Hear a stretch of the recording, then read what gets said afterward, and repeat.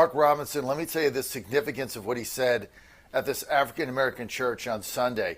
He's basically called out this entire woke, corrupt, transgender movement, which is made up and which is aimed at one thing, and that is the disassemblage, the carving up of the American family unit, which the Marxists need to collapse the family in order to get their agenda across. That's why I absolutely despise Black Lives Matter. Not for anything that has to do with racial, but on their website, they raise billions of dollars.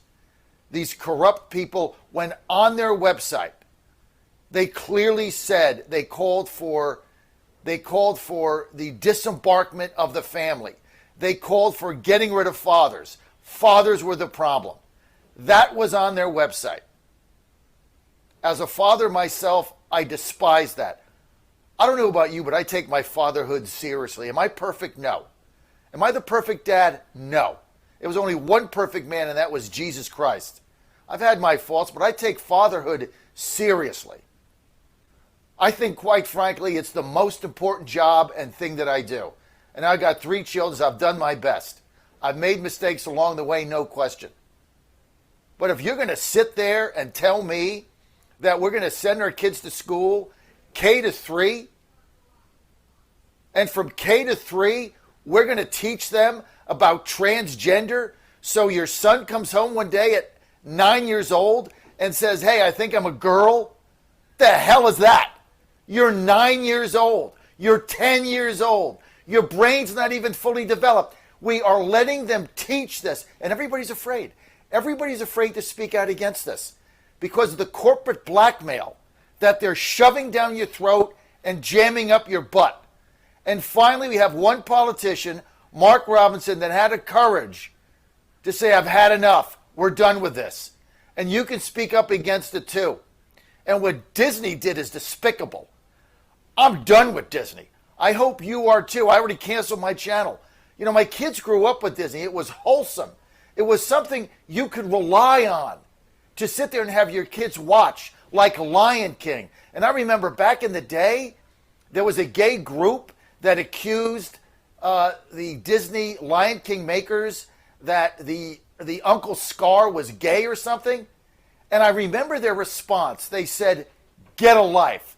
See, that was 30 years ago. Now we get this nonsense going on that they're jamming down your throat, trying to tell you kids don't know what gender they are because they're teaching it, because their objective is one thing, and that is to collapse the family and to slice fathers out of the equation. Because if they can do that, they can get control. If you look, I span in my generational touch, I span 4 generations. My father was greatest generation. I'm a baby boomer. My wife Ann is Gen X. We have 2 children who are millennials, and we have a Zoomer. So I'm connected to these 5 generations. If you look at the statistics and you look at LGBTQ, or whatever you want to call it, and transgenderism, the percentage of people that classified that way in the greatest generation was under 1%. The baby boomers was just about 1%. Generation X went up to 3 to 5%. The millennials went to 8 to 10%, and now the Zoomers are 20%. And you're going to tell me this is not taught in schools? What, all of a sudden we have this generational divide where girls are boys and boys are girls at 9 and 10 and 11 years old and 8?